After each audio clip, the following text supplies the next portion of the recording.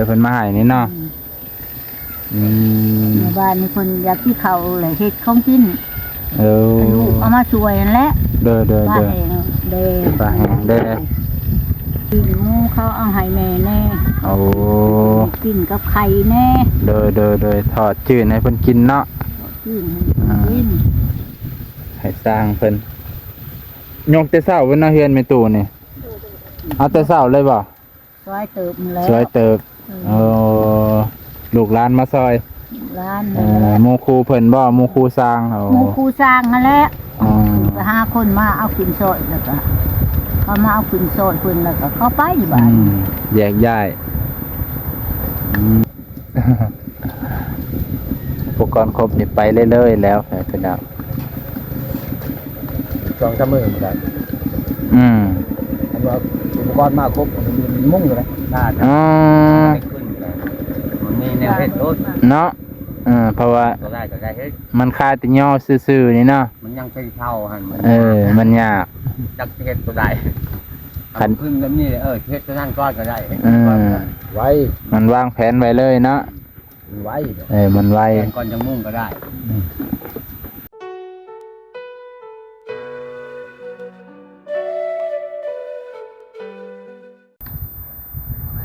สบายดีพี่น้องลุงป่าที่เคารพเช่นเก่าเช่นเคยภาพบรรยากาศทางหลังนั่นก็คือเพื่อนของเมตู่คูนพี่น้องเพิ่นสร้างเพิ่นก็ได้ลงมือยกขึ้นเรียบร้อยหลังจากเมื่อวานนี้เพิ่นก็ได้ฝังตีนเสาให้พี่น้องเพื่อห้องเนาะไปเบิ่งบรรยากาศน้ำกันพี่น้องนี่เพื่อนเพิ่นเทว่าไปอีกขันแล้วเนาะตอนนี้เทว่าค่อยๆไปพี่น้องเสาเพิ่นก็ตีเรียบร้อยเลยนะพี่น้องตีโค้งหางไว้เรียบร้อยเรียกว่าโอ้ไปอีกขั้นตอนนี่พี่น้องก็คือสิเพิ่นก็ซอยเหือซอยแห้งน้ำหมู่ครูหมู่เพื่อนสหายเนาะพี่น้องเพิ่นก็ได้ยกให้เรียบร้อยก็คือสิบ่ได้หนักปานใดเลยตัวแต่ว่าเพิ่นใส่ตีนคักแน่ได้พี่น้องเบิ่งนี่โอ้ตะปอกตะปูเป็นใส่3 ดอก 4 ดอกเลยพี่น้อง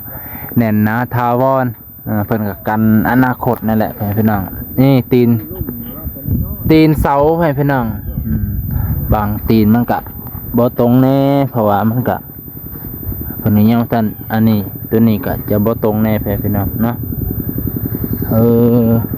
ตัวนี้จะบ่ตรงปานใดเสากลางนี่สิบ่ตรงปานใดพี่น้องจะเหลื่อมออกทางนี้เพิ่นก็สิขยับขยาย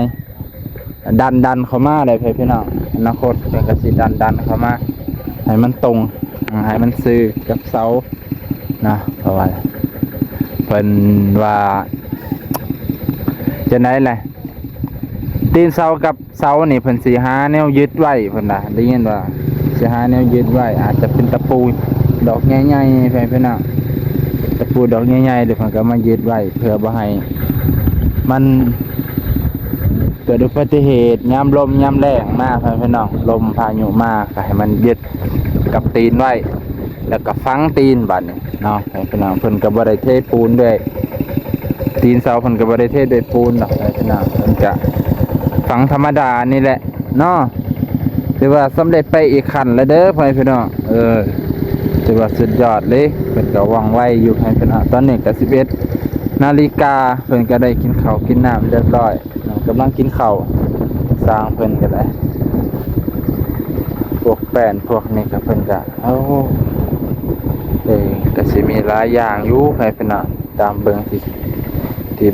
บ่พอนะตามเบิ่งพี่น้องปอตัวพูดไปพูนเบิ่งพูนบ่แม่นตั้งเว้านี่ขี้ฝุ่นแท้ๆได้พี่น้องมองนี่ลมมันมาตามถนนเพิ่นเฮ็ดใหม่ทางเพิ่นเฮ็ดใหม่ใครจะมันบ่พัดเข้าเฮือนในตู้เพิ่นได้พี่น้องอันพัดเข้านี่ก็บาดจ้ะส่วนหลายมันโค้งแน่กันเลยลมมันบ่ถึกช่วงนี้มันลมมันคาเฮือนเป็นลมเป็นเลยบ่พัดถึกปานใดพี่น้อง อ่านี่อันนี้เป็นคือสิเฮ็ดเสาดังเลยตามเบิ่งนี่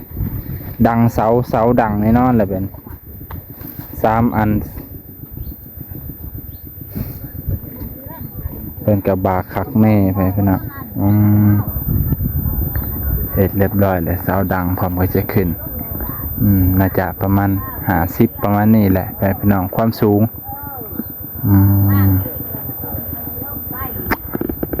โอเคไปพี่น้องเพราะว่าทางหน้านี่เพิ่นสิให้มันยาวๆออกแน่เพิ่นว่าทางหน้านี่12 ฟุตทางหลังนี่9 ฟุตว่าเพิ่นว่าสังกะสีเพื่อบ่ให้ งานนั่นเด้ออ้อ เพื่อบ่ให้มัน เบิ่งเฮ็ดงานแน่นนั่นอ้อนะมีฉาก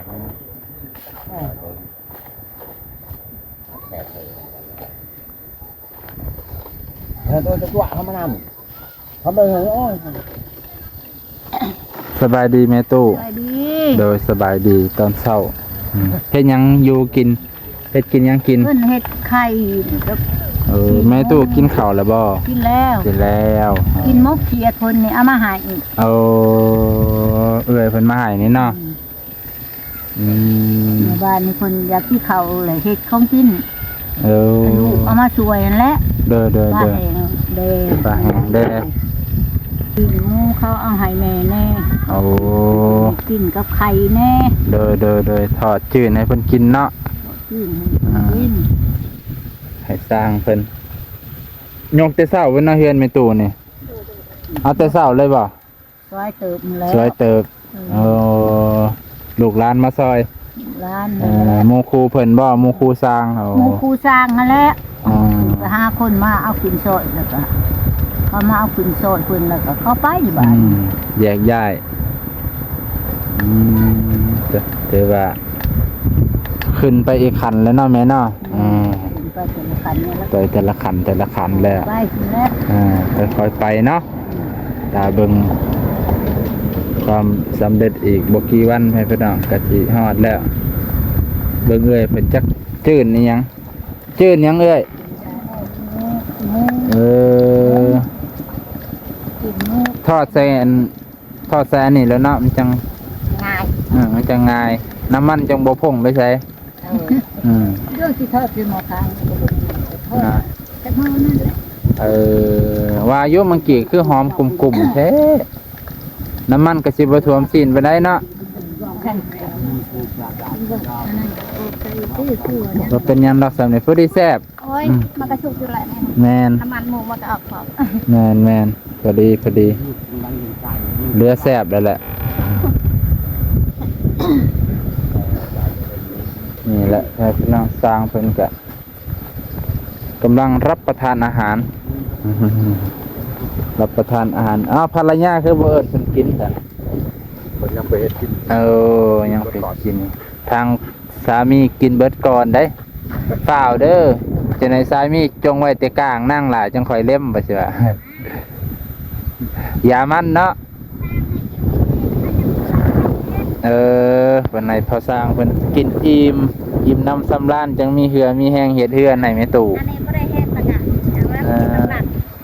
ซอยเล็กซอยน้อยเพิ่นนี่เนาะแต่พี่น้อง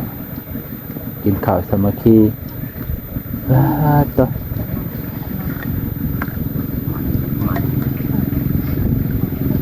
เจ้าคนมายกสร้างซอนนี่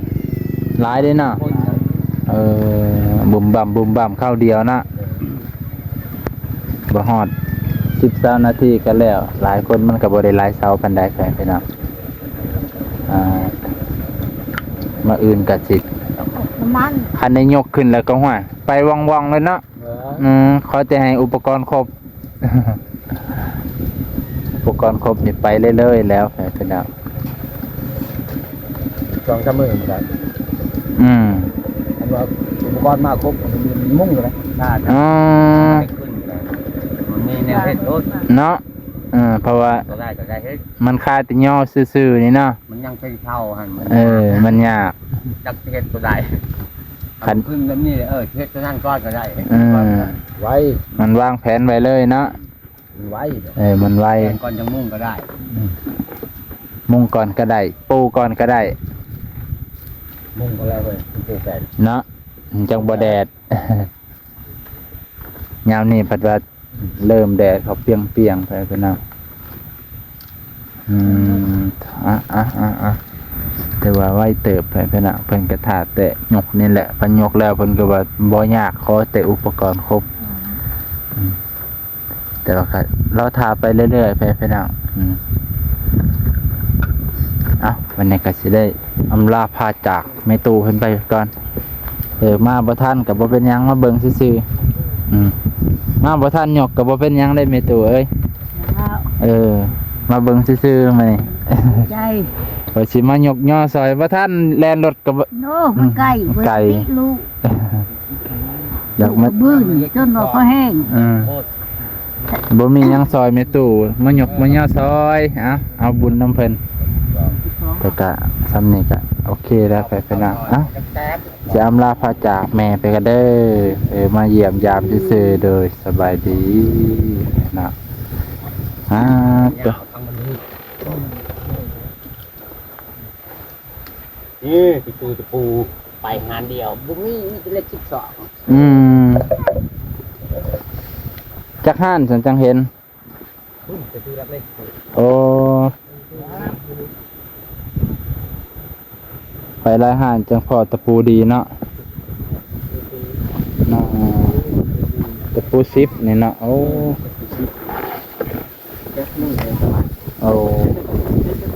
แก๊สหนึ่งเลยเพิ่นก็ใส่แก๊สให้ดูดีแหละที่จริงก็ซื้อเป็นถุงมาคักๆด้วย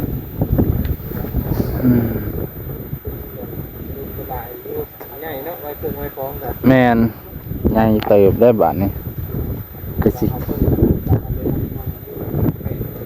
นอนอีกห้องหนึงเอาเครื่องไว้อีกห้องหนึงก็ได้ไปเนาะใหญ่เลยโอ้